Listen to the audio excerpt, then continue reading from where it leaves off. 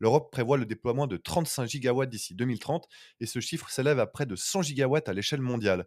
Commençons par la base si vous le voulez bien. Qu'est-ce que ça représente une puissance d'un gigawatt? 1 gigawatt, par exemple, côté, production électrique, c'est, l'équivalent d'une centrale nucléaire. Et autre exemple côté cette fois, consommation. Aujourd'hui, toutes les industries de France qui sont électrifiées, ce n'est que 10 gigawatts.